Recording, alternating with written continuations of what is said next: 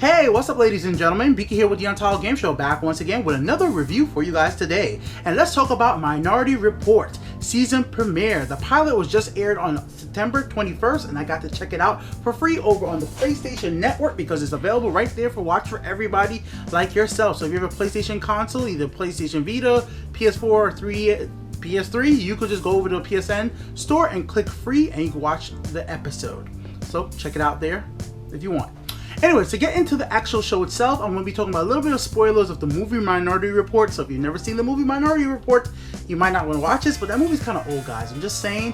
But the TV show is definitely inspired from the show because the three of the characters from the movie actually take their extension onto the TV show because the precogs are here. Actually, the first character you see in the show is the precogs. There are Dash, Arthur, and Agatha. So, what's really cool about these characters, if you guys remember from the movie, is the fact that they are able to predict the future, but along with predicting the normal future, the thing that they focus most on is crime. They see death, they see violence, and they actually see the future events.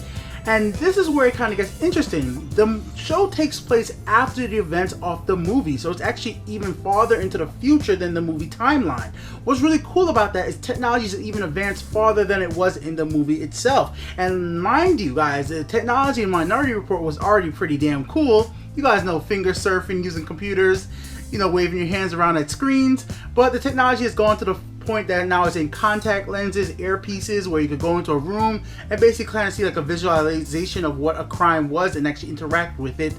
But the really cool thing about the show really is the fact that one of the precogs, even though he was set free, actually still wants to help out and help detectives and police solve crime. His name is Dash. Now, the first thing that I'm gonna have an issue with the show is Dash as a character seems like he is just bumbling fool.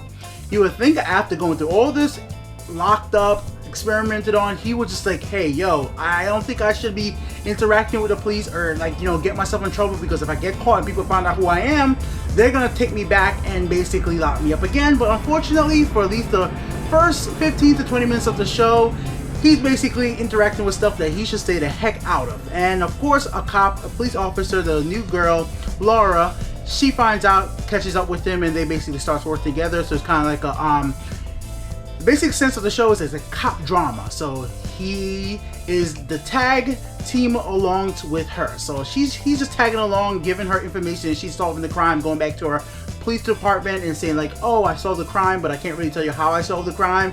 I can't say that, hey, I got a precog who's telling me the future. That's how I know what's really going on, because you're not supposed to be with a precog. So she's basically jeopardizing her position in the police force. Another thing too, Arthur, which is the other brother for Dash as a precog, he is kind of like the head of some type of big company at this point in the TV show, so he's actually using his ability to tell the future for profit, which in his case, I'm not going to blame him, because if you have the ability to tell the future and you've been through all this kind of crazy stuff experimenting on, I don't blame you for using your power to get a few dollars. I'm just saying, I ain't blaming him for that, and I actually kind of respect that.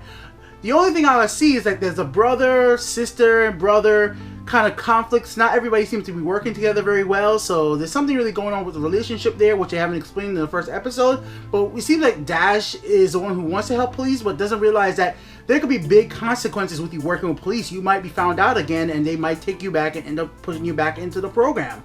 And that's kind of what the summary of the first episode really is about. It's like he's going to try to help this officer out, solve this one case, but it's never going to be just one case. There's always going to be more to it than that's one initial case.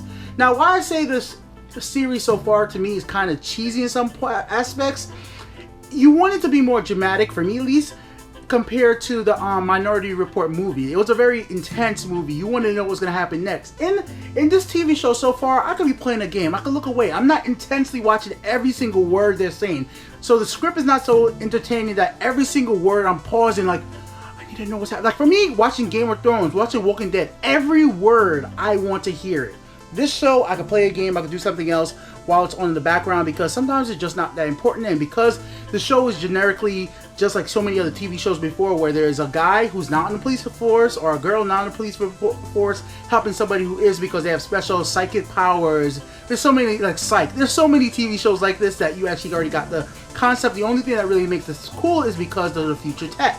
The fact that there is these cool flying drones around that are like the size of marbles that they throw out. The fact that they're your watch, a kid's watch turns into a selfie flying drone, stuff like that. The computer, the technology, and all that stuff is really what is cool. This mind control, like this guy mind control pigeons, all types of stuff like that really adds to the overall aspect of the show and definitely gives it a vibe that's very relatable to the original Minority Report. And that's what I actually like about it.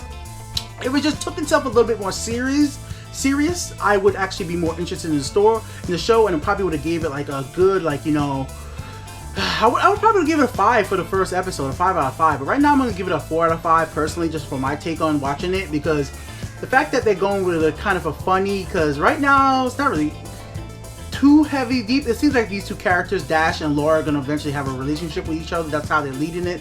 They're leading it up to like, oh, he kind of likes her. She's not sure she likes him, but they're going to kind of have a little clash right there. And then there's another cop that kind of likes Laura as well. And I'm like, oh man, this is not what I really came for here. I wanted it to be more serious. I wanted it to be like, them to be a heavy hitting with the ability to see the future and crime, and like, unfortunately, it seems like these pre-Krogs came out of the situation pretty damn okay overall. I mean, like, seeing death and destruction like constantly for years, you would think they'll be a little bit more mentally unstable, but right now at least it seems like, nah, they're pretty happy-go-lucky at this point. I mean, like, one of them is, like I said, is a CEO. The other one actually still wants to help solve crime, and I would think they wouldn't just avoid all that stuff, be like, you know, either make some money and then just be secluded, make sure nobody knows who I am, but they're trying to get right back into it again, which I don't know.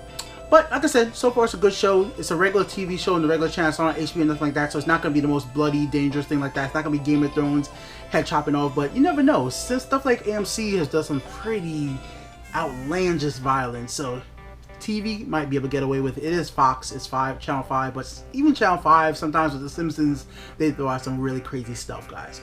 So Biki here with the Untitled Game Show. I'm going to give the first episode of Minority Report a 4 out of 5. I definitely enjoyed it as a Minority Report movie fan. I think the show could do a lot better, but it's still only the pilot episode. I definitely want to see more, but right now it seems like it's just going to be a TV show I put on when I have something else to do and just want to hear something in the background. I don't even need to really watch it, but I definitely want to see where the story leads up to. Hopefully it gets better in a few more episodes once the plot actually goes out a little bigger, and I'm really, what I'm most hoping it becomes, I hope it's not something where every single episode is of Laura and Dash just solving a crime. I don't want it to become like, hey, in this episode they solved somebody from committing a terrorist attack. In this episode they solved somebody from, you know, killing somebody with a knife. I don't want it to just become that. I want there to be a big overarching plot, and right now there's only a little tiny hint of that, and it only came at the end of the episode for literally not even 30 seconds. Like 30 seconds, and that was it.